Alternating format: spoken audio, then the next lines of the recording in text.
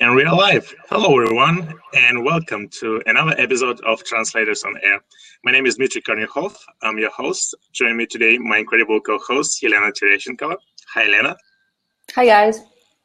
And our guest today is Sherif Abuzid. Hello, Sherif. Hi, everyone. Thank you so much for finding the time and joining our show as our guest. Sherif is English to Arabic native translator and key account manager at TranslationPartner. He translates to Arabic and manages projects in African and Middle East languages.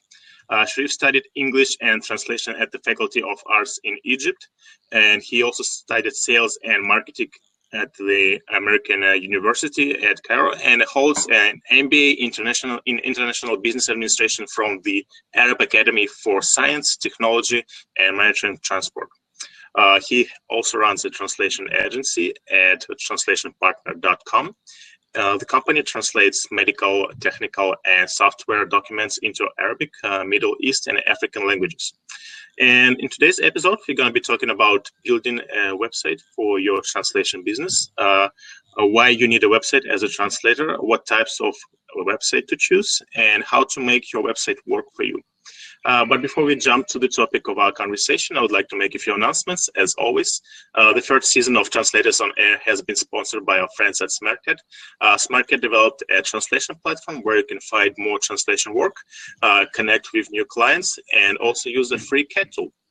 So if you are interested in SmartCat, check out the green button below this video, or you can always click the first link in the description if you're watching this in the recording. All right, we have a few people tuning in. Hello, Aurelie, Hagen, Elena, Susanna, Marie, Nathalie, Alice, Alexia, Elena, Patricia, Sariku, Fabio, somebody under the nickname Terminology Works, AMR, E. Dudley, Deb, Vivian, Islam, and Ahmed. Thank you so much for tuning in. I hope I didn't butcher any of your names. If I did, I apologize. I can see we have a few new faces here. So if this is the first time you're watching our webinars, let me quickly introduce you into this platform. This is a live webinar. Everything is happening in real time. You can use the chat window on the right-hand side to say hi and hello and where are you from and what languages you work with. And if you have a specific question or you want to suggest a topic for a conversation, you can click the orange button below this video that says ask a question or suggest a topic, or you can check out the questions that have already been posted and upvote the questions that you really like. These webinars are also best enjoyed with friends and colleagues, so we have a few spots left. If you have a few seconds, that would be awesome if you could share a link to this webinar. Just copy paste the link and post it on Twitter, Facebook, LinkedIn, or any other social network or platform, and invite your friends and colleagues to join us today for this interesting discussion. Thank you so much in advance. All right, Sherif, over to you. How are you? I'm just fine. It's a little bit hot in Egypt these days, but everything is okay. So, Sherif, I quickly introduced you, told a few things about you, but can you please introduce yourself and tell us a little bit about your background and how you basically got into this awesome profession? Okay, I started as you mentioned as a native Arabic translator. I worked for a regional translation company where I worked as an in-house translator for 3 years. Then I joined the freelance world. Then the work, the business expanded, and I had to have a partner who worked in translation and desktop publishing. We worked for 3 years alone. Then we decided to establish a small agency that provides Arabic and other African and Middle Eastern languages. It's called TranslationPartner. We are based in Egypt. We provide technical translation, financial translation, legal translation, and medical translation for languages like Arabic, Afrikaans, Swahili, Tagalog, and other languages. But when we started to build the business, we discovered that we both are linguists, so we don't know a lot of information about how to build the business, how to market your business. So we decided to study project management, and my partner studied project management, and I decided to study international business administration. where I studied sales, marketing, human resources, and other domains about how to build a business. So, and here I am. That's awesome. I really like that you both were linguists, and then you decided to cooperate together, and you realized that in order to build a business, you actually need to acquire business skills. So I think that was very smart of you. Yes, actually, we know how to translate, how to issue invoices, but how to hire vendors, how to hire in-house team, how to do, how to build or how to write a marketing plan for your business. We don't have such skills. Of course, we read about other articles and blogs in translation, but we decided to have a more deep foundation about how to do this. So we studied it deeply, and recently even we decided to have some type of programming languages because we need to expand in other areas of localization. Even we developed an internal management system for us. Translators have many skills; they can use them in different domains. So why not? Yeah, from our conversations, from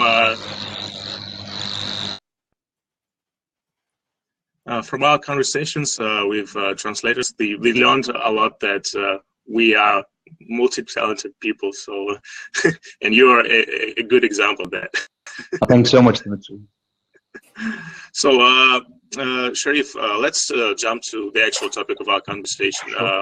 We wanted to today. We wanted to talk about building a website for translation business because we live in 21st century, and I think having a website is one of the essential requirements if you're serious about building a translation business. What do you think about it?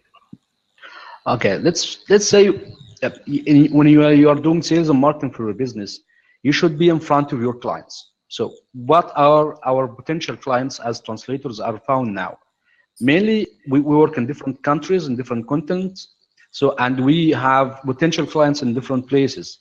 We can't be found in many physical places in the same time.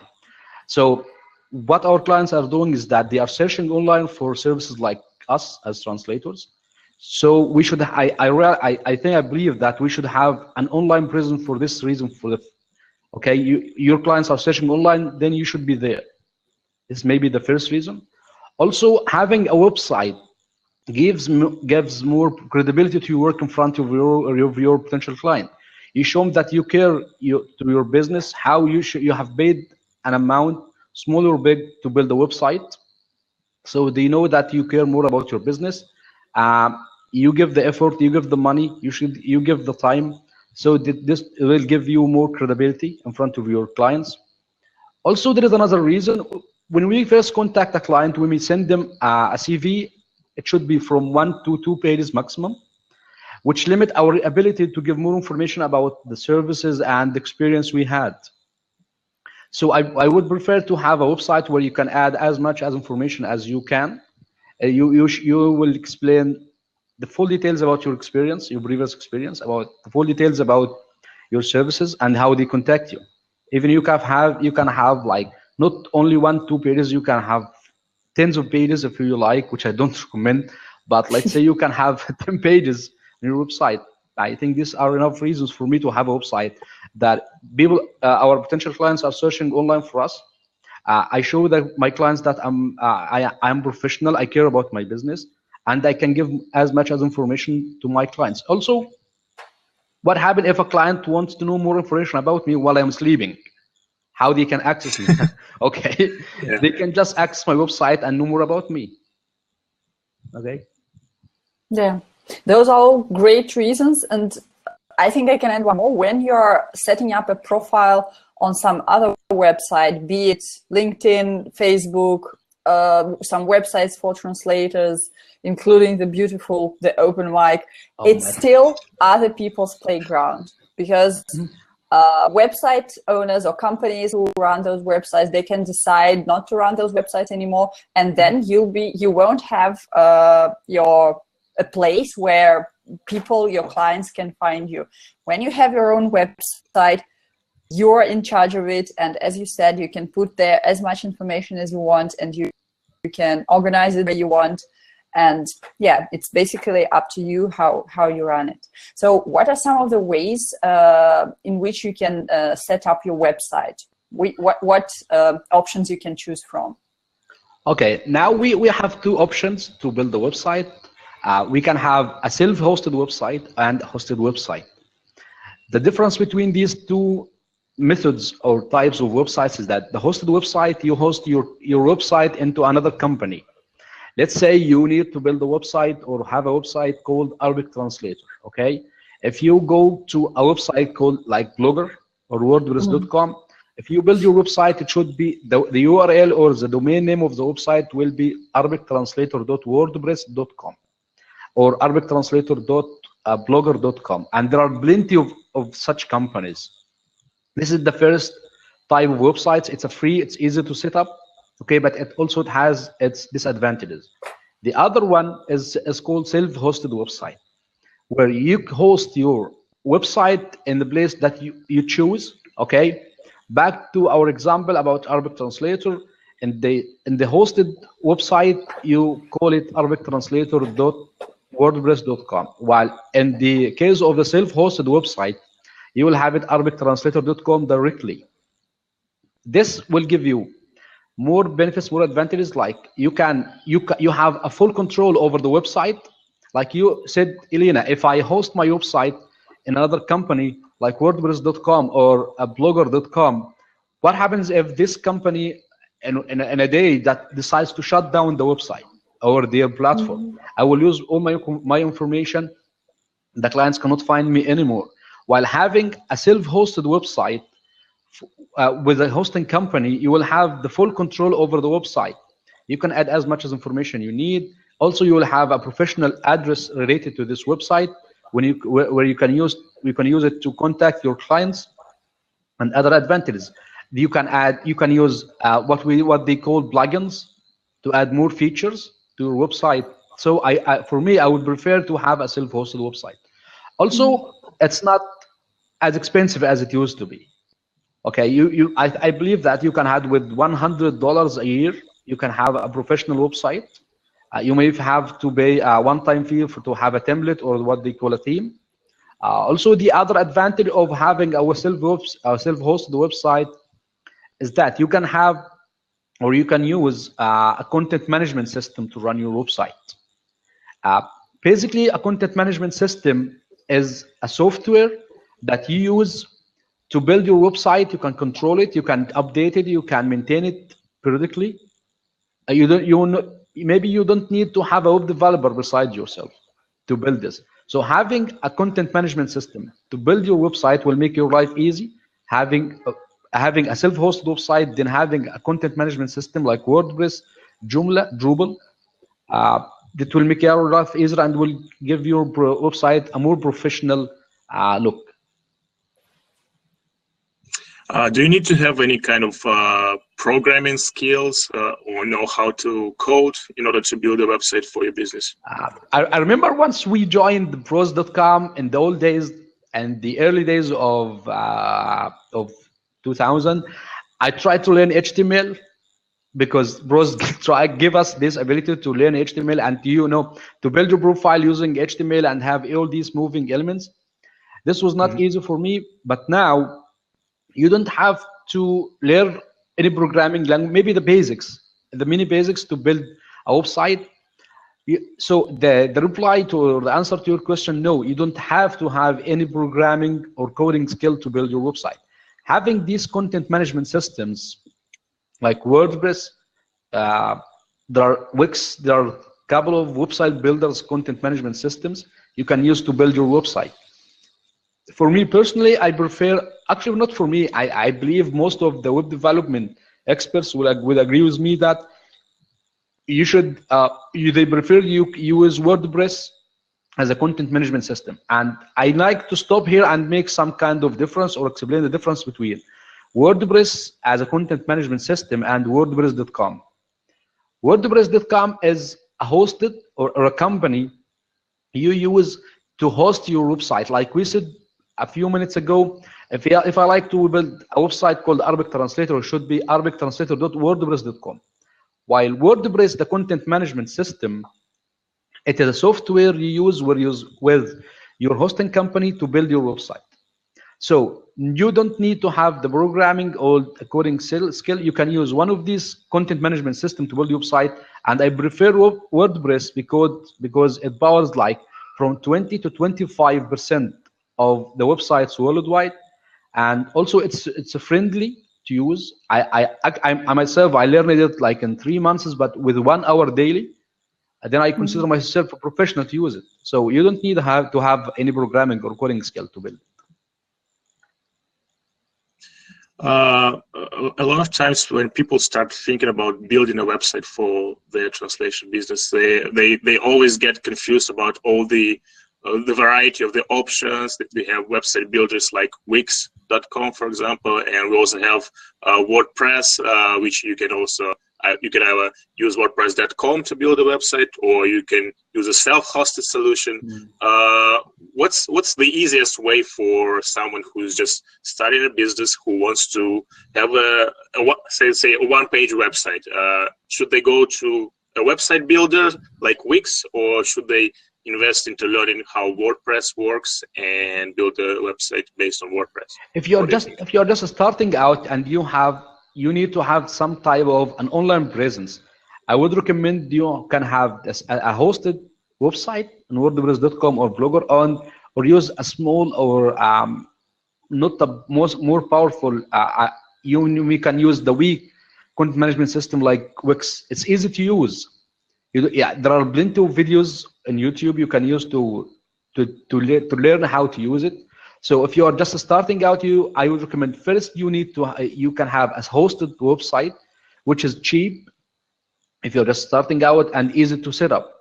Once you have the content and you can write the content in 1 or 2 days maximum, you can have another 2 days to build the website with the images and have it ready to introduce yourself to your clients. We have a question from Alessandro regarding what we're talking right now. So here it is. Besides Joomla and WordPress, can you recommend any other content management system tools that are free, open source, ideally with a clean user interface? Basically, there are 3 main open source content management systems: WordPress, Drupal, and Joomla. Personally, I have tried. First, I started with WordPress, then I tried with Joomla and Drupal, but I found they need more technical skills to be able to use them. Even I have some friends who are working as programmers. These guys, they want to prove that you need to have a programming skills. Usually they prefer to use Joomla and Drupal, but for me as a translator who have the minimum technical skills or programming skills, I would prefer you can use WordPress as a content management system. There are many instructors and coaches on YouTube. Let me remind you, when was the first day? I still remember this, the first day now when I discovered WordPress as a content management system. I used to hire a programmer who would develop my website, but there was no good communication between us. When I asked for something, he couldn't do it exactly like I need. Then one day, I just, if I need to know anything, I just go to Google or YouTube. This is ABC obsession. I think translators are good. They have good skills to search. So I said, okay, let me try something. Then I typed in YouTube how to build a website. Then I have all these videos who can teach me. And from day one, I decided, okay, I will do this myself. Because each time we have different goals within time. What happens if I decided to build a website now, and then after a few months I need to change something? What happens if I did a type of mistake? And we all do such types of mistakes. What if I learned a new marketing trick or lesson that I want to apply in my website? Then I will have to contact the web developer who may charge me more, may delay the work I like to do. So I decided to learn it through YouTube, and I said, okay, one hour for 3 months, and I believe I became a basic professional who can use it. Of course, there is some type of a learning curve, but with trial and error, you will used to it. And if you don't have time to use it, you can have another colleague, or I know there are some types of translators who can help us, like websites for translators. And I personally, I do develop websites for other colleagues when they don't have time. So I would prefer you do it yourself, or you have another colleague to do it. But don't go for web developers for such websites for translators, because they are not, our websites usually, they are not huge websites. Basically, they are 10 pages, and I can tell you now which pages you need. So I would prefer that you do it yourself.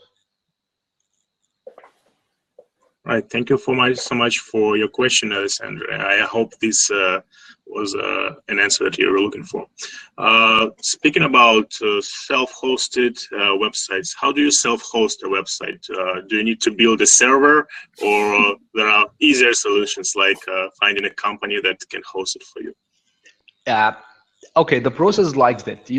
First you need to find the domain name for your website. The domain name basically is the name of your website.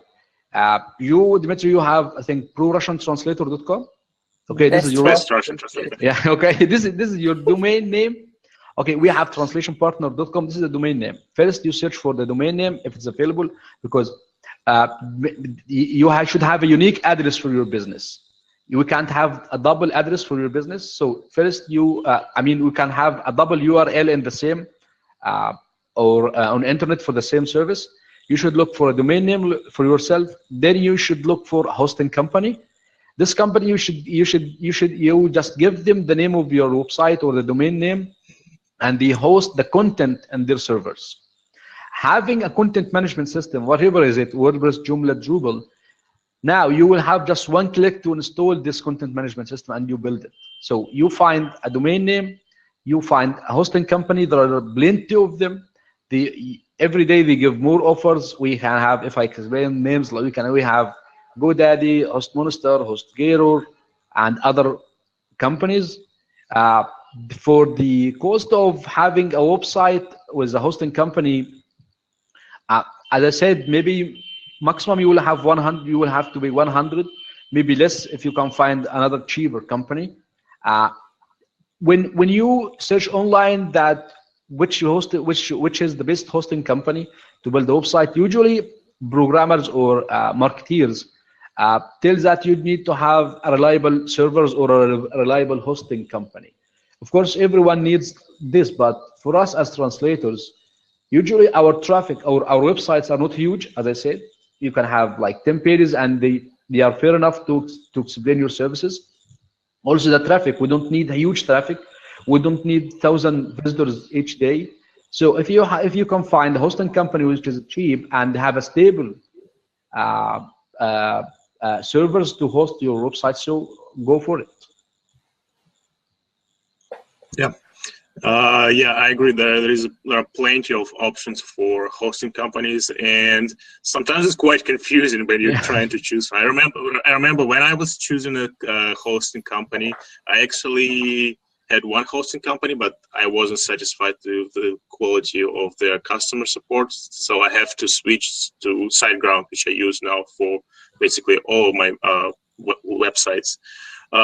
One pro tip, so to speak, from me is that your hosting company gotta have a 24-hour support, and you have to test it. You have to make sure that you can rely on them, basically, because if you have a problem, if the website is down, if it's not working for some reason, you need to be sure that there is a team of people who will reply to your support ticket in a matter of minutes and will help you solve your problem. And I think when choosing a hosting company, this is one of the most important things, because they are basically they are in charge of making sure that your website is online and available. So you gotta make sure that you have a reliable company working for you. I also have a pro tip to share.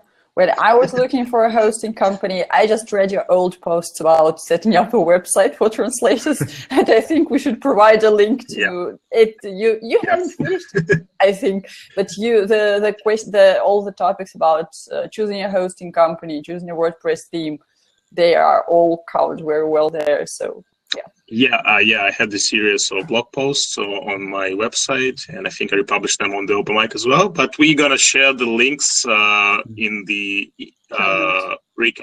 in the show notes on the recap of this episode when we're gonna publish the recording on the open mic. So keep an eye on it. Okay, what are some of the most important pages that we as translators have to have on our websites? Okay, let's say, okay, the most important page I consider is your home page. Okay, this is the standard page. Yes, I know this is a standard page, but what you can do with it can make or break your website. I'm really surprised when I open any website and I find that the translator says, "Welcome to my website." Okay, you should know this. If I'm a potential client, I have a few seconds to visit your website to know if this website is a good fit for me or not. On your home page, you should indicate clearly and exactly what you are doing. What are your language pairs? What are your specialization? Okay, where are you based? Maybe how many projects have you done? This can be done easily. Also, you should have what they call a call to action in your home page. What exactly do you need the client to do right now once they get into your home page? Do you need them to call you over the phone? Then you need to provide your phone number. Do you like them to contact you via email? You should provide a contact form or a link to contact form or your email address. This is one of the most important pages. Your home page, you should indicate clearly what you do. The second and the most visited page is your About Me or About Us if you are a company page. Marketing experts say this is one of the most visited pages in any website, About Me. Okay, once I open the website and I found that you are a good fit for me, then I need to know more about you. I will open the About Me or About Us page. This is one of the most important pages. You need to indicate more information about you, your education maybe, how many words have you done, where are you located, okay, briefly. Another page is the contact page, okay? And this contact page, you should indicate an address. You should show that you are a real person. You indicate your address, where are you located, maybe you include a Google map for your location, your phone numbers, your email address, and also you can include a contact form where the visitor or the client can add their name, their email, and what exactly they need. The other page is, okay, I can think about the services page. There is a common mistake I consider this a mistake, is that once you have a website, you will have one page called services. Actually, I don't recommend this. You will limit your abilities to give more information. What I would prefer is that you will give different pages for each service you provide, okay, or each industry. If you provide 3 specializations, legal, financial, and medical translation, you should have a different page for each service to indicate more information about exactly what are the type of documents you work in this specialization, how many years how many years have you been translating in this, and you give more information. So I would, if we are talking about information, I would prefer to include, like I said, a homepage, a contact form, a contact page, about me page, and the services page.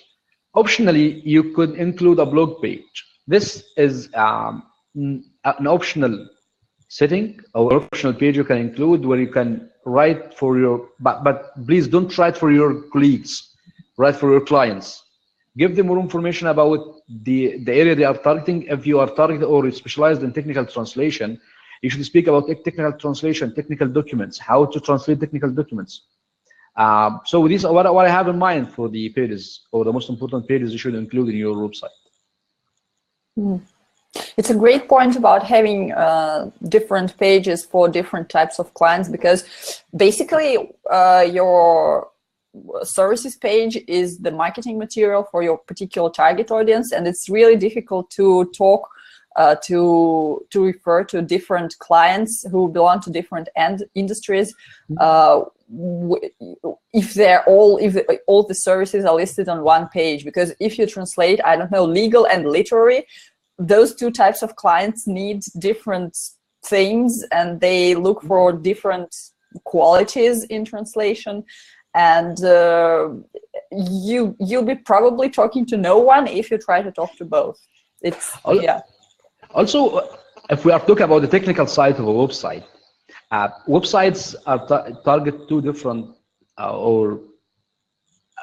they are targeting people and search engines.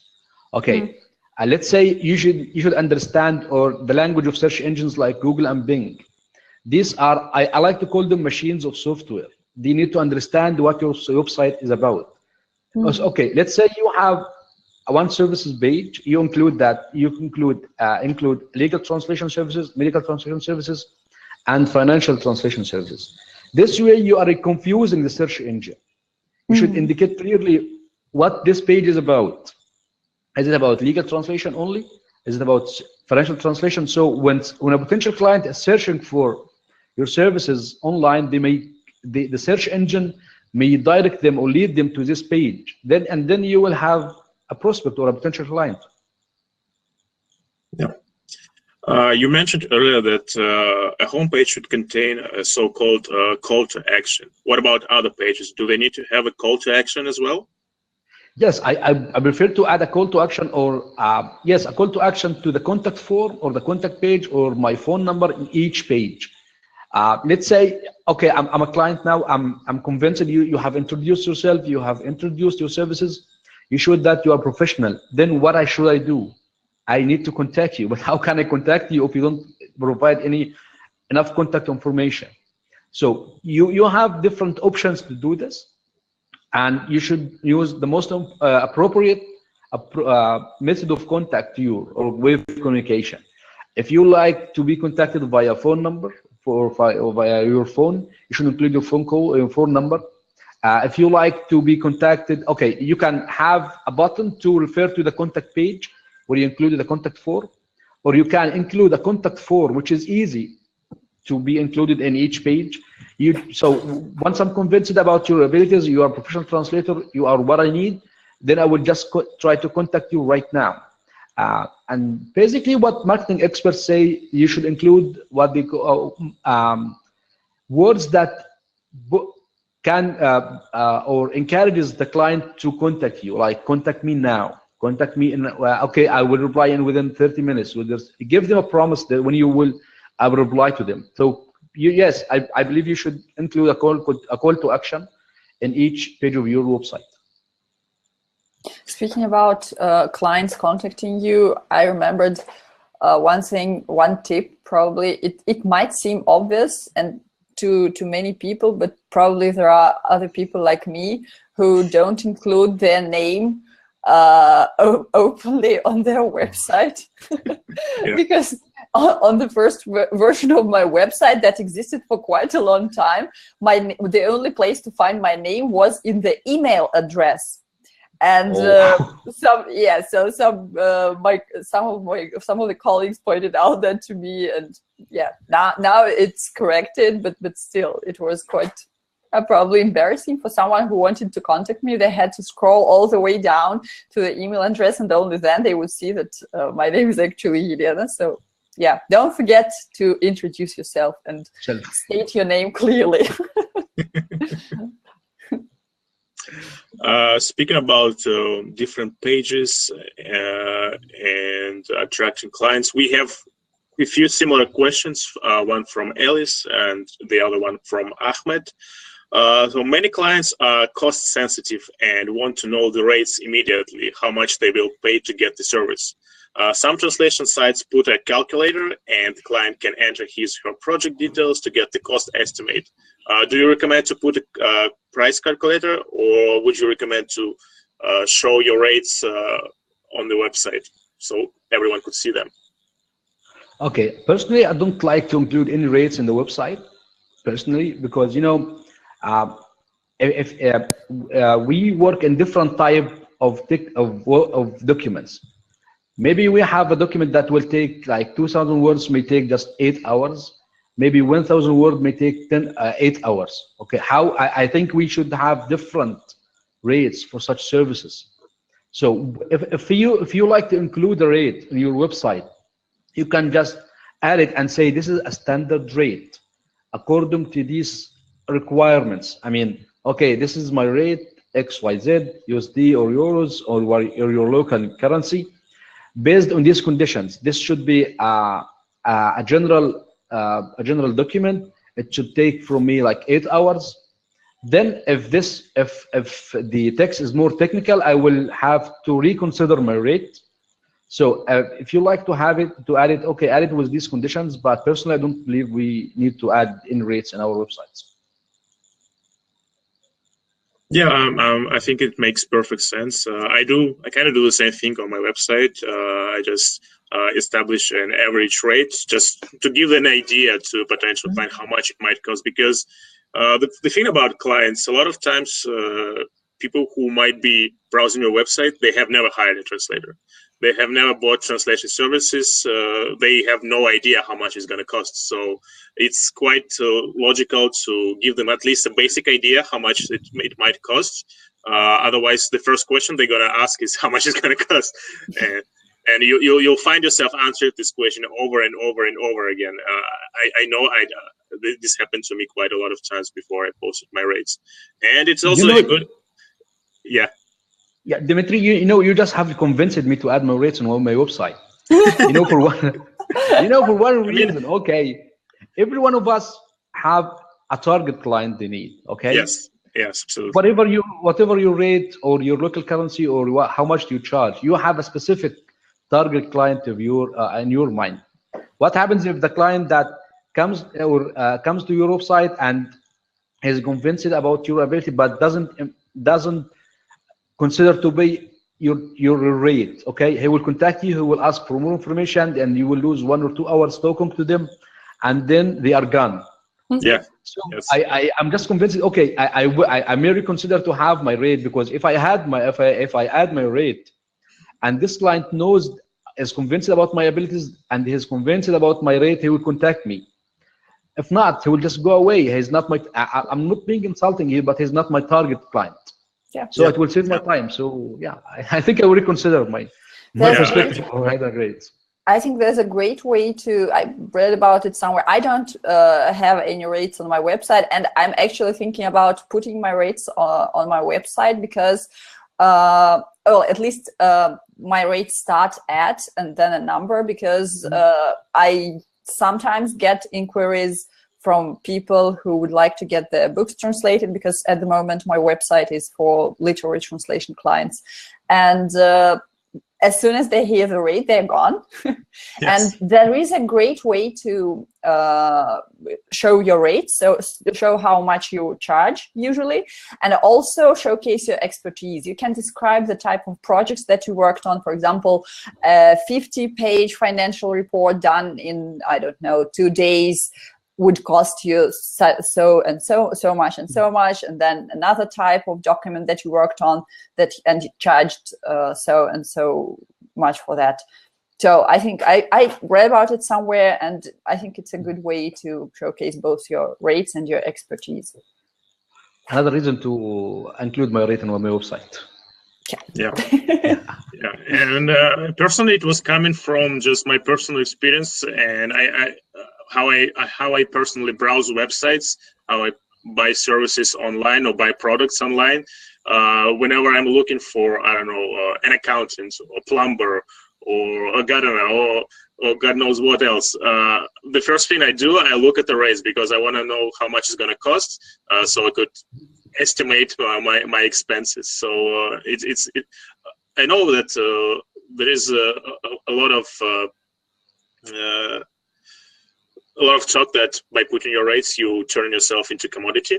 But I think there are ways to do it to make sure that you're not commoditizing yourself by giving examples, like Elena said, with projects and how much a specific type of project is going to cost, or at least giving a very basic rate and saying that my rate starts at, and then additional services cost extra, and so much and so forth. So there are good ways to do it. Of course, we are not saying that you should do it. It all depends on your personal preference and how you market yourself and what kind of client you're looking for. Yeah. So a lot of people decide to build websites, and with WordPress and all the website builders, it's very easy. But after you build a website, you might notice that it's not immediately going to bring you results, because I mean it takes time to build your website, it takes time to promote it. How can you make your website work for you, and what are the tactics and tips you can share that would help you get more clients from your website? Okay, I think we need to explain that. Website is, when you build a website, clients will not just come to your website. Having a website should be a part of your marketing strategy. You should have different tactics to use to market and sell your services. But having a website, okay, but the website may be or can be considered the central point or the central direction where you can drive all your potential clients to your website. So you should include, I would prefer to include your website address in every social profile you have. Okay, so when a client is convinced about you, he will be able to check your website. The other way you should include, you should consider search engines while you are building your website. Okay, as we said in the earlier, what happens if a client is looking for your website? You should introduce your, he cannot find it if the search engines cannot find it. You should introduce your website to search engines like Google and Bing, etc., or Yandex, I think, in Russia. So one of the most useful ways is to do some basics of search engine optimization. And I have written a simple article about this in Lingua Greca website about how to do the basic search engines optimization elements in your website, what they call SEO. You need to introduce, if you like to let the search engines know about your website, you need to introduce what they call a website map. This can be easily with a few plugins free of charge in any content management system or in many websites. You can use it to introduce your website to the search engines, and maybe you can have a few clients to reach you. Also, you should include your website address in your signature. Okay, if you contact a client and they want to know more about you, you will just scroll down to your signature to know your contact information, and it will be brilliant if you include your website into your signature too. Also, when I contact a new client by email for the first time, I don't prefer to include as a lot of information in the email. What I do, I tell the client that, okay, I provide this type of service like legal translation, and if you like to know more about my history and my experience in this type of service, you can go to this page, and I include a link to my website. So I prefer to include my website address in all of my social profiles and my signature. I like to introduce it to search engines.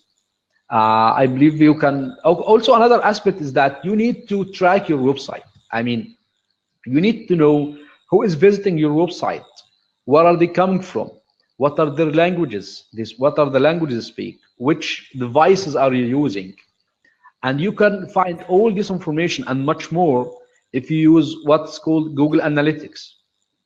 Google Analytics is a software or an application introduced by the search engine Google, and you can connect it to your website if you are using any content management system like WordPress without the need to use a programmer or a developer to connect your website to Google Analytics. And through this application, you will know how many visitors are visiting your website, which language they use. You may need, if you know this information, you may need to localize your website into other languages. What if you find that, okay, I'm targeting people coming from UK, and suddenly you found out through tracking your website is that there are many visitors coming from France. Then you may include, you may translate or localize your website into French to make it more easier for your clients to go through it. Also, you need to connect your website to Search Console or Google Webmaster Tool. Okay, in old days it was called Google Webmaster Tool. Now it's called Search Consoles. This application, it looks like Google Analytics, but it gives different options or different functions. Like, okay, you have built a website, you have introduced it to search engine like Google and Bing. Then you need to know how Google sees your website. Okay, you are targeting, like, let's say legal translation services, and then you found that your website is showing up when potential clients and prospects are looking for other services. Okay, then you have an opportunity. You can attract more clients with this. You may need to redesign or write the content of your website to target this service. So I think having, making your, also you need to make your website Google a responsive design.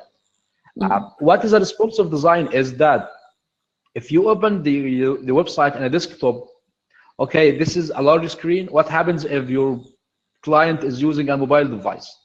The client or the visitor should have an easy way to go through your website. Having a responsive design means that your website is customized to each screen, so it will be easier for the visitor to read the content and go through it. So having a responsive website will make your website more useful, I think. But you don't have to have any coding or programming skills to make your site responsive, because some of I think the majority of good WordPress themes are responsive. So yeah, most of them, even you can do this easily. I mean, in the description of each theme, you will find they say, okay, this is 100% responsive website. It will be easy to know it. And I don't know any web developers who don't make their websites responsive or themes responsive these days. And the trends are saying that soon enough, the majority of website visitors will be from mobile devices. I have certainly seen this trend on the OpenMic and my other websites. At least 50% of visitors are from mobile devices, such as cell phones, iPads, etc. So you really even I think I read some articles saying that Google is preparing, a different algorithm or a way. We don't need to go more technical here. You will have an index for mobile devices. I mean, if the client is looking for something on their mobile, the search results will be different from searching in the desktop publishing, in the desktop device. Even in some days, the Google used to say this, okay, and to include an icon or a word beside the search results to say, okay, if you are searching from your mobile device, this search result is responsive or mobile friendly. If you open this search result, it will make your life easier. You can have access to more organized information. So having a responsive design is very important these days. You mentioned that in order for your website to be effective and in order to be able to use some of the more sophisticated functions, we should use plugins. Can you tell about a few most important plugins that we can use for our websites? Okay, as we are talking about technical aspects here, I need to explain what is a plugin. Okay, a plugin is a type of, let's say, a mini software or a mini program that you use with your content management system. It is a software or mini software you use to add features to your website, okay, and to do other functions. Like we said earlier, you need to connect your website to Google Analytics and Google Webmaster Tools. What happens is that you use a plugin to make a connection between your website and Google Analytics. So basically, this is what a plugin called. Is a tool you use to do a certain function or to add a certain feature to your website. There are plenty of plugins, and if you search online what is the most important plugins for a website, you will have a plenty of them. But let me explain what I consider myself the most important plugins for a translator website. The first one is Google Analytics, and the other one is Google Webmaster Tools. You can have a small you search and go in the plugins repository, and you will find plenty of plugins like I think global monster or thing for Google Analytics. Also, you should have a plugin to do the basics of, or to help you do the basics of search engine optimization, like Yoast. It is an easy to use and friendly plugin you can use who do like some type of judgment or measure the effectiveness of your website or your website pages regarding SEO. Also, you should include a plugin to minimize the size of your images. Having a faster website is very important right now. Even Google, who doesn't explain or doesn't disclose a lot of information about how they give the search results, indicated that having a faster website will give you an advantage. So you need to include a plugin to minimize the size of your images to make the plugin to make the website faster. Also, and I personally had a very bad experience with this before adding this such plugin. You should have a backup plugin for your website. Yeah. It happens every day. Okay, what happens if your website goes down in the morning without having any issue with the hosting company? There are bad guys everywhere these days. There are spammers who invade and inject spams in every website. You should consider yourself a target for such spammers. You should have a plugin to back up your website. Maybe you can do it daily, you can weekly, you can do it monthly, but I prefer to have it weekly. Even, yesterday I had to update my website before I update the plugins and the version of WordPress. Before even I touched the update website, the update button, I had to include a backup of my website. So you should include a backup solution or a backup plugin. And all these plugins are free of charge. Maybe some people need to go the extra mile and buy the base version, but as we said earlier, translators don't have large websites. So having such free plugins or free of charge plugins, they'll make our life easier, and they are free. So we not use them. So we mentioned the plugins like W3 Super Cache to minimize the size of the images. We said, okay, you should have a plugin to connect your website to Google Options or Google Applications. You should use a plugin to help you do the basics of search engine optimization to your website. Also, if your template doesn't have a contact form, you can have the Contact Form 7, which is another free plugin. You can use it to include a contact form in your website. It will be very helpful to help clients contact you easily. You mentioned that we should regularly update our websites, and it's important. What are some of the other things that we need to do to maintain our websites?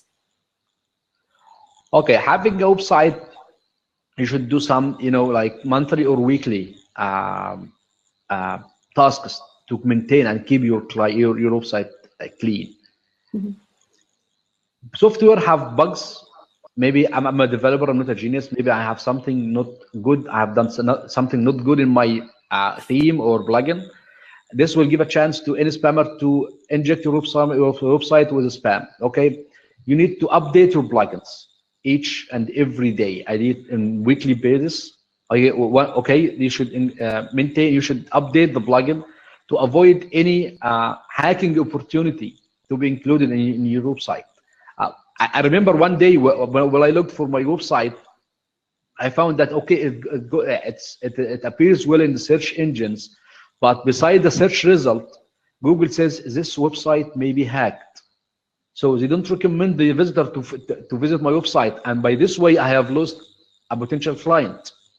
What happened? I found out that I did not update my website for more than 30 days. This was a great lesson for me. And this time, I didn't update my website, and I didn't have a backup solution for me. So it was a disaster. I had to redesign it, and I lost all my search engine rankings and similar advantages for my website. So you need to maintain it and update it and have a backup of your website each day. weekly or day. Yeah, and it's always a good idea to back up a website before an update, because this happened to me too many times. And that might You can update a plugin. You can update a plugin, and it's gonna break your entire website because a plugin introduces new functionality, or it doesn't play nice with other plugins or with your theme. And sometimes you think you're doing a preventive treatment by updating your plugin, but you may end up breaking your entire website by doing so. So make sure you do regular backups before updating, and if something breaks, you can restore it and notify the developer of your plugin that something is gone wrong with the update. So, because this has happened to me too many times. Dmitry, and in such situations, one of the most important skills of a translator I found very useful in such situations is Google search. Okay, yes. we are not technical, we are not developer heads, we are not web developers, but we have the skill about how to search in Google. So what I do if I have such a situation, I will do, first of all, I would do the ABC skill over any translator to search in Google. Then usually I found the solution. And it comes, if you know the basics of coding or programming, and I really mean it, the basics. I cannot code personally, I cannot code a website from A to Z or a program. I had a few courses about HTML and PHP, but I know the basics, but these basics helps me. And as I said earlier, there's a learning curve. You don't have to learn everything before you start your website. You just need to search on YouTube how to build a website using WordPress. You will have plenty of and easy tutorials. You can use them. Then once you have a problem, and everyone has a problem one day, you can just search for the solution, and you will scale up and develop. Yep. Yes, yep. This is a great point, that we don't have to become developers or know everything before we start building our website. We just can solve the problems as they appear, basically. Yes. What about updating the information on our website? How often do we need to do it? What are some of the ways that we can do it? Okay, it depends on your situation, but if you can have a weekly update in your website, and don't tell me that you have just visited my website and you didn't have an update for my website for like 30 days, because we have a plan to update our website weekly starting from August. You need to, having an updated, you can update your website with in different ways. You can include the names, and I found this a good tip in one of the company's website. Each week they include, one of our most important projects for this week was this project, and you can include a small case study about it. You can include, updates about the events and translation industry. And one of my most favorite options to include an update on a website, if you are active in social media, especially Twitter, you can use a plugin, and this is found in your website, I think, Dmitry. You can and about the Translators On Air, you can use a plugin to connect your Twitter and your website. This will indicate every tweet you do in Twitter will appear in your website.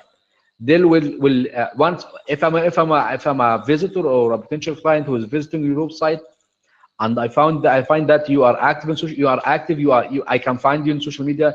You are talking with colleagues. So I know you are a real person. So I prefer you include your social profile or Twitter handle in your website. Another way of updating your website, you can include a blog in your website.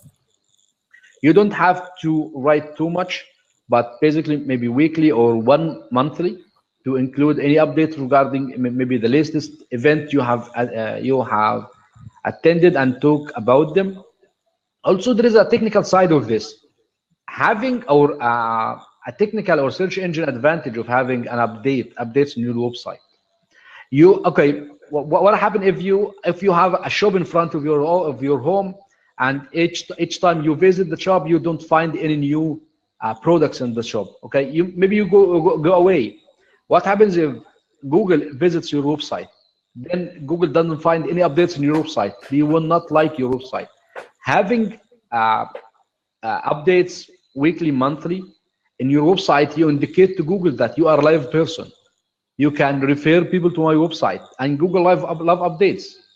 So there are different ways to include updates in your website.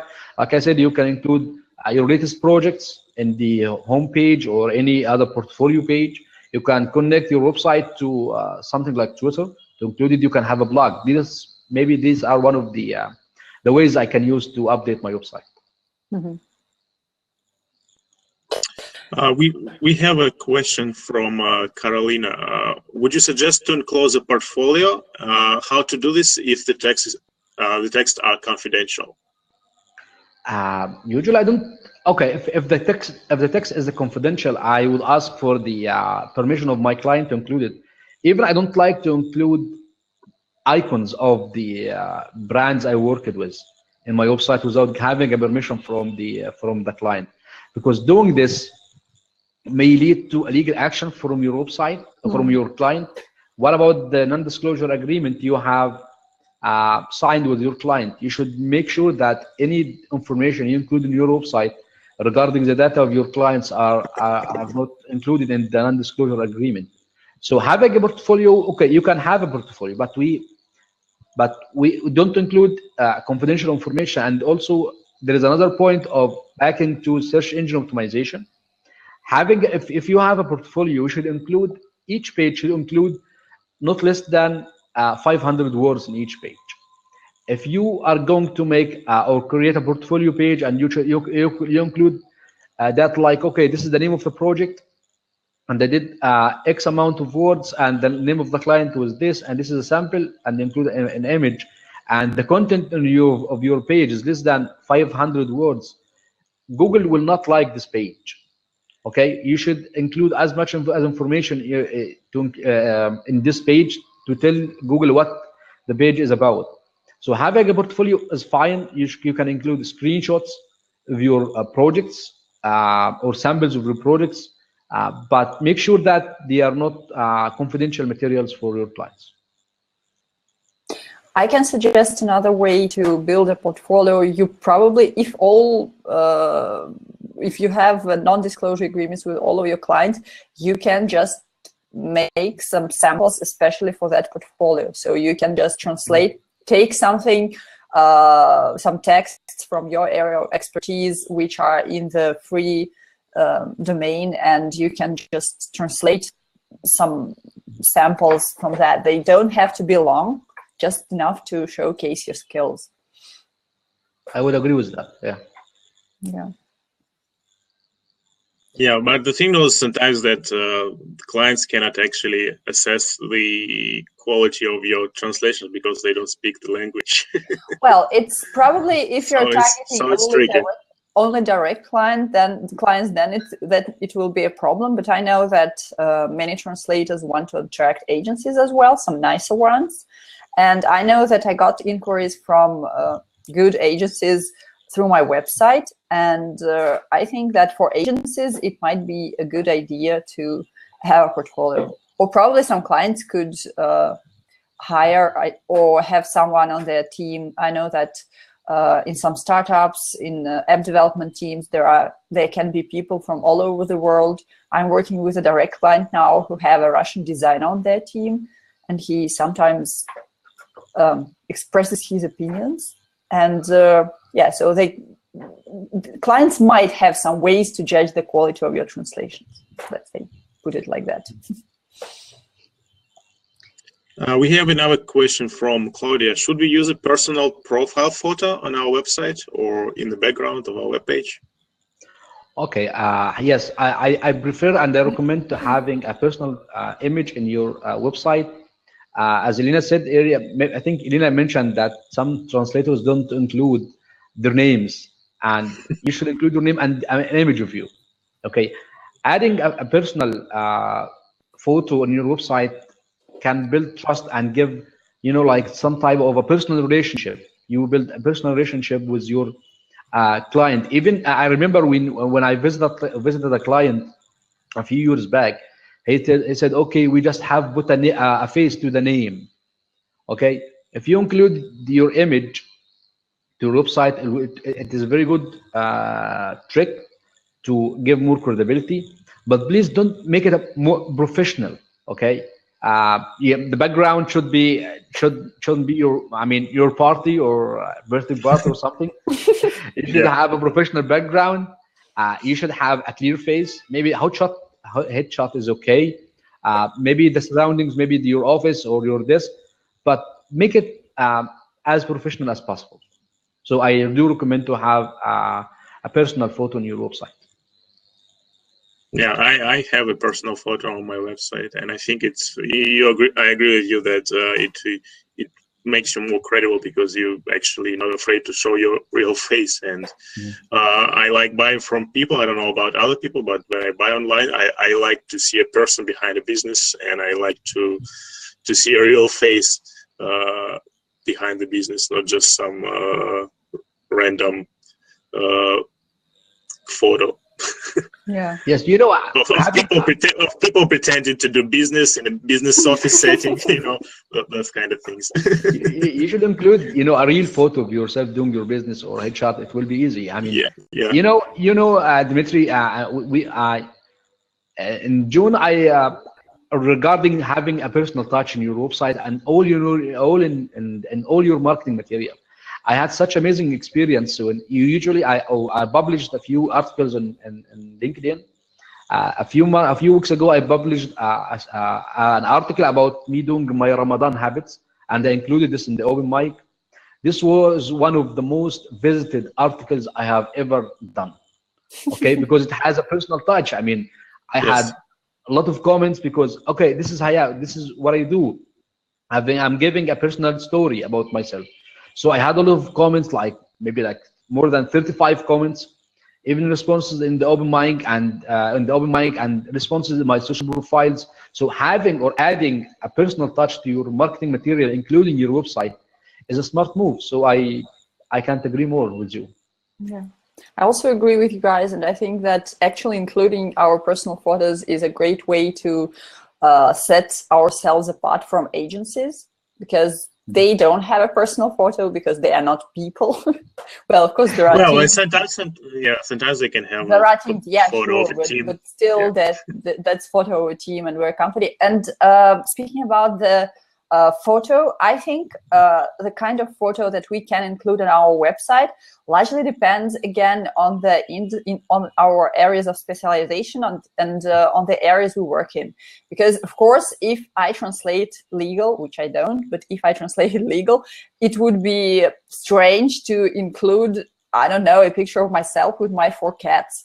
But if I translated something about animal care or some veterinary tests, that would be quite, that wouldn't be so much out of place. Yeah, it would be appropriate. So always consider who you're talking to and what are your areas of specializations. If you have one, and you should. Yeah. We have another question from Claudia again. Should we use any specific colors when designing our website? Okay, colors are related to your branding strategy or branding material. So I don't recommend specific color, but colors are related to your website, to your business card, to your logo, maybe. So choosing a specific color or a certain color should be based on your what type of emotion or feelings you need to your website to have. I think I know that having a blue website means trust to your clients. So you should check out the meanings of each color, and also it depends on the local culture of your client. I mean, having okay, for Arabic having a red color is not a good gesture. It means blood usually in Arabic, so I don't recommend to include it. Maybe you will have another interpretation of this color in your area or with your clients. So including or choosing a certain color, it depends on your branding strategy, okay, and your also potential clients. So you should choose a color based on these 2 elements, your client and your branding. Yeah, great advice. I agree. There are a lot of studies and research materials that can easily be Googled. So study the color theory, figure out which colors and which emotions you're trying to invoke in your potential clients, and integrate those colors in your branding. I personally love blue. Oh yeah, me personally.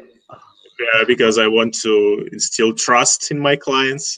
But green, I think orange is also a good color. So there are many variations.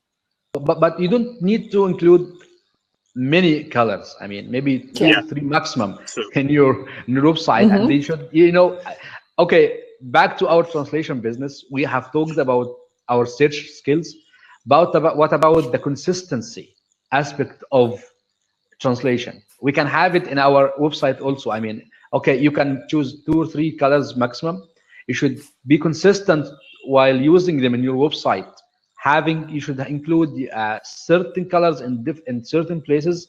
I mean, don't have okay, you don't have a color in your homepage, a button color like blue. Then when I go inside your website, I found another color of the button. It depends, but basically you should be consistent while using colors of our websites. Yeah, it's very basic design skills. The next question comes from Vivian. Asks, can I choose my own domain name through a website builder like Wix? I tried to find out and it looked like you couldn't, but I would like to be wrong. I think there's some kind of a confusion here. Wix is a content management system, and choosing a domain name is a different story. The domain name is your web address, your house, or as we said, okay, translationpartner.com. This is my website. Using Wix means, how do I build my website to be uploaded to this domain name? So Wix doesn't provide a domain name. It may be used. It can be used as a way to build your website, but having or choosing a domain name, you can use a lot of services online. You just choosing a domain name. I think there is an address called domains.com where you can go there and type the domain you like to have. Also, once you choose or while you are searching for a hosting company, usually in their homepage, in your homepages, they include a button or a place or a box where you can search for domains. Each hosting company will have this feature. You just include your domain name, and they will search for it if it is available or not. And maybe I have something in mind in this area. Also, when you choose a hosting company, make sure you can check if this company is providing a free of charge domain. I know a lot of companies offer 1 year free of charge domains. Even some companies provide 3 domains free of charge for 3 years. So if you like to search for a domain name, you should go to a hosting company. And also, please make sure that your hosting plan, hosting plan means what type of service are you looking for this hosting company. Having a 10 pages website is different from having 1,000 pages website. Both of them requires different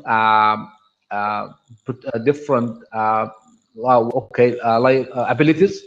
Okay, you should know what the hosting company is offering. You should make sure that this hosting company is including a content management system, which basically most of them is offering content management systems like Wix and WordPress. You should check if this hosting company provides a content management system like Wix included, and also it should be like one-click installation. Installing Wix and WordPress can just be one click away from your mouse. So back to your question, Wix is a content management system, and choosing a domain depends on your hosting company. I think Wix has comes from the fact that Wix offers like WordPress.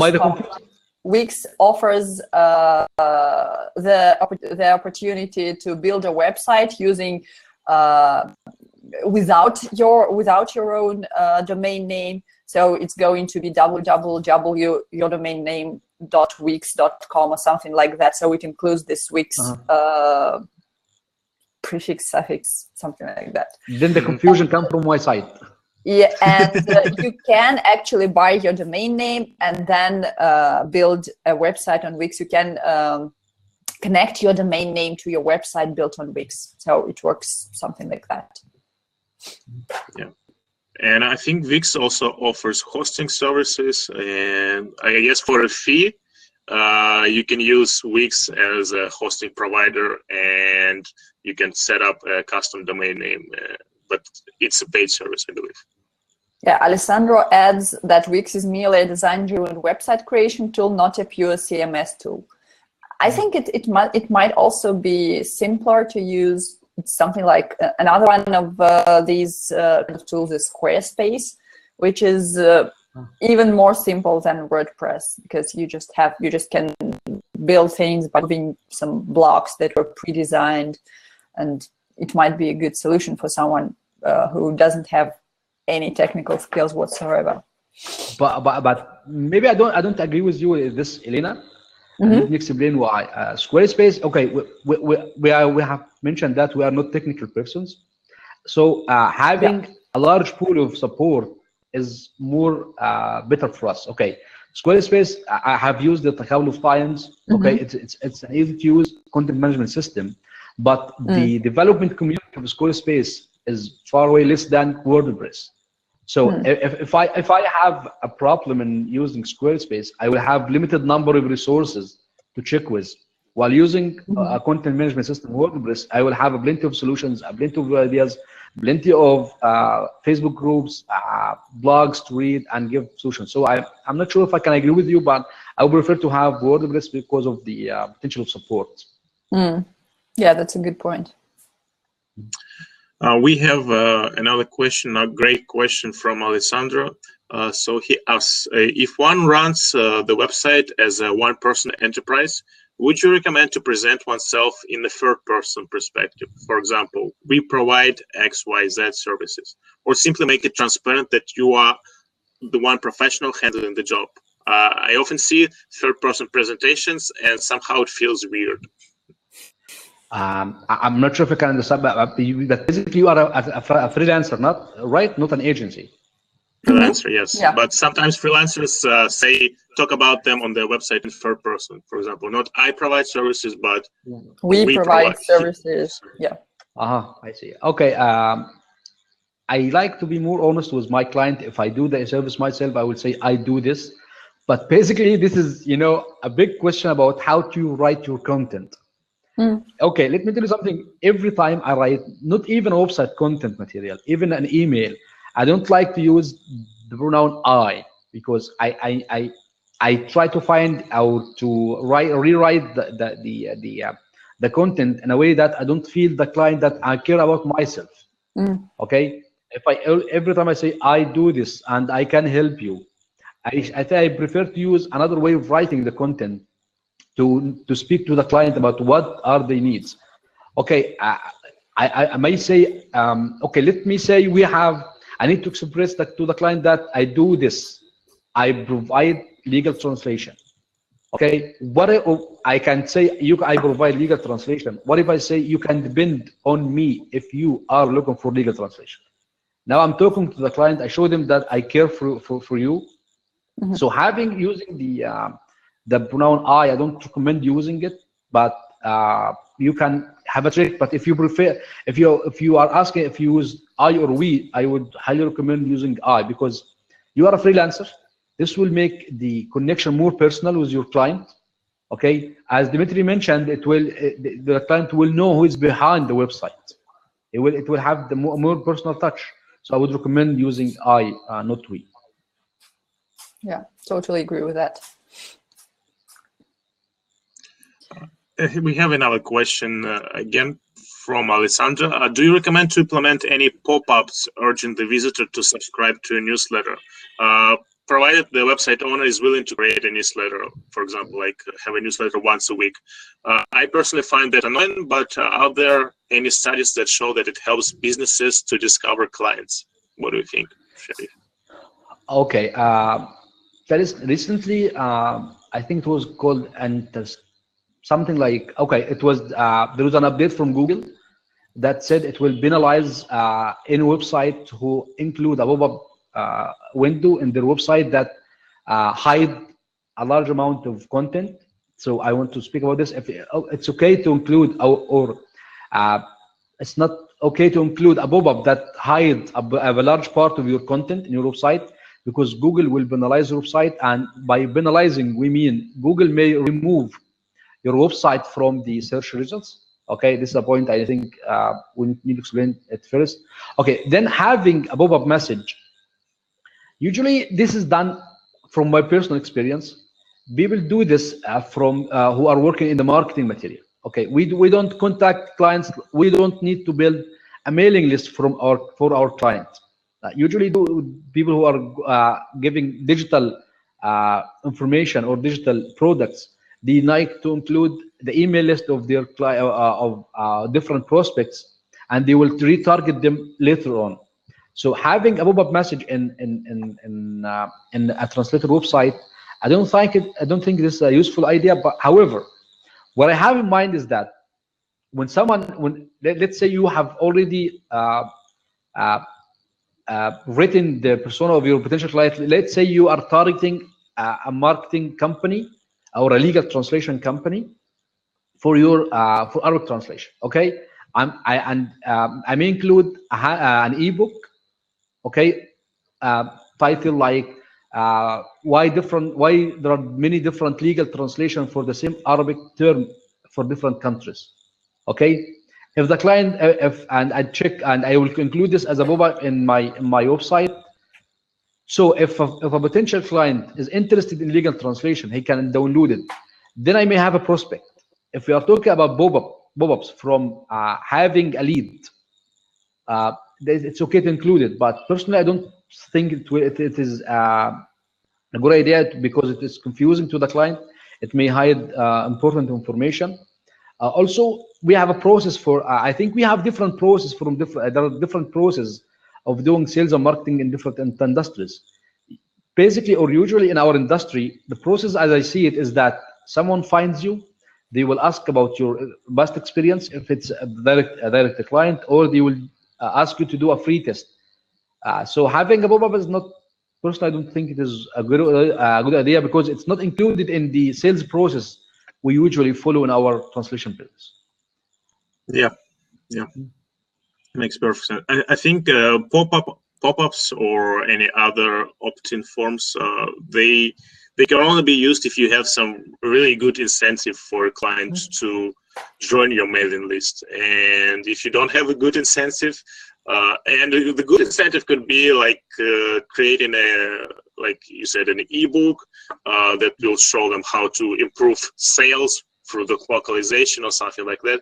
So this can be valuable for them. So if you don't have a valuable incentive, I think creating a pop-up is just gonna annoy people and drive them off your website. Plus, you might be penalized, especially on mobile devices, or by Google, because on mobile devices they pop up even bigger, so it closes the entire content. Sometimes it's hard to close it because it doesn't fit into the screen. So if somebody is watching your website from a mobile device, they might not even have an option to close the pop-up. So this could be a very big problem for you, because people simply won't be able to contact you. Also, if I can add, Dmitry, if you have an incentive for your client to open the pop-up, I think you can include or you can indicate when exactly does the pop-up shows. Okay, if does it need to show up once the client opened the website, or after he scrolls for a few seconds? So it depends on situation, but I prefer if you like to include it, you may have some other requirements, like okay, the pop-up can show up once the client spends like 3 or 5 seconds in the website.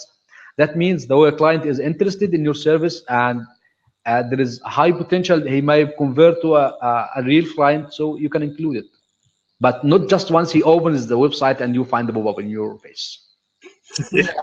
Yeah, that's not a very good idea. I find it particularly annoying when I just started reading some article. I don't know, I'm 2 sentences in, and then there comes a pop-up and they want me to subscribe to their mailing list. I didn't have a chance to understand whether I like this article or not, guys. So it just annoys me. Yeah. We have another question from Ahmed. He asks, what about linking my website to other websites to increase traffic? I mean, using backlinks and other SEO techniques, etc. What can you tell us? And I would, if you don't mind, I would like also to combine it with the question from Hani. $1 million question, actually. How can you appear on the first pages of Google? Okay. No, I'm not being funny here, but it's a large question. Okay, let me answer both questions in a certain order. In order to show up your website in search engines results like Google, you need to do a process called search engine optimization, and basically it's SEO. Doing SEO for your website means that you prepare your website to speak the language of Google and search engines and the language of your users. This is a whole process. Briefly, it starts with this. You search using certain tools. I'm not going to be more technical here, but I will speak briefly. Use certain tools to look for the keywords or the phrases your clients are searching for, and then you include these keywords into the content of your website, and include then you connect your website or introduce your website to search engines. Okay, so the search engines know about your website, because each and every day they are crawling and searching for millions of websites. You need to introduce your website to Google and other search engines. Then you need to do some other tasks to be to get in the first page of Google and search results, search engines. Like, you need to keep updating your website, okay, maybe weekly. If you're talking about translation business, you will need to write large or valuable content so other people can link to it, and this comes where backlinks appear. Backlinks, like Ahmed is asking, backlinks are the links in other websites that refer to your website. Okay, there are many ways to do these backlinks, but in brief, one of the most important or the most valuable way to do it is that you provide great content in your website, so other people are convinced to refer to your website and include a link to your website. As back to the question of how to appear in the search results, I have set different tasks of or different the exact process or the basic process to appear in search results. But let me tell you something. Even if you appear in the search results and doing any type of tricks, once the client visits your website and he finds out that this is not what he's looking for, Google may penalize you or give you a less rank for your website. So to reach Google, it also takes time to reach the first page. I'm targeting a few keywords till now. I still landed in the 5 pages. And also there is a joke in the web development or digital marketing teams. Someone says, okay, what is the best place to hide a body, a dead body? They say in the second page of Google, because it is a very long process. It takes time. But I think we can learn it, because as translators, we don't depend on Google only as a sales channel or a sales way. We have other ways like LinkedIn, contacting our clients through email. But why not doing SEO for our websites as a side project? Basically, I have started this a few months ago, and I have received when I learned about SEO like 6 months ago, and I did a few tricks to my website, to my old website. I landed a couple of new clients just doing a few tricks. So why not do this? I would encourage you to know more about search engine optimization, and also I would refer you to my website, to my article in Lingua Greek website, and I would appreciate if Dmitry and Elena include the link. That would be great. Yeah, send the us footnotes. the link. So yes, if you like to be in the first page of Google, you need to learn what's called search engine optimization. And we actually had a whole episode on search engine optimization. Yeah, I remember that translators can use, and we should include the link to that video in the show notes. And this was one of the most important episodes I have heard, because it was in the beginning of my learning about SEO, and I learned too much or so much in this episode. Even I have asked some, a few questions, and I was really happy to know it. I remember I was an active user in this episode. Great. Well, it was a very useful episode. Building a website is a topic that can be discussed for hours and hours, but I think we are nearing 1.5 hour mark, so we got to call it an end sometime. So thank you, Sherif, first of all, for joining us. It's been lovely talking to you. It's been a very useful episode. I think that you've answered a lot of questions our viewers had, and I hope you guys find it useful. Thank you for tuning in. Please don't forget to check out the website of our sponsors at smartcat.ai. You can also go to our website if you're watching us for the first time, at translatorsonair.com, and subscribe to our mailing list so that you don't miss future episodes. And don't forget to share this video with friends and colleagues who are thinking about building a website. Yes. Because I think they'll find it useful. And we'll see you next week for the last episode of season 3, where Dmitry and I will be talking to each other about things we were up to this whole time. Thank you so much for watching. Thank you. Thank you, guys. Thank you. Bye. Bye. Bye.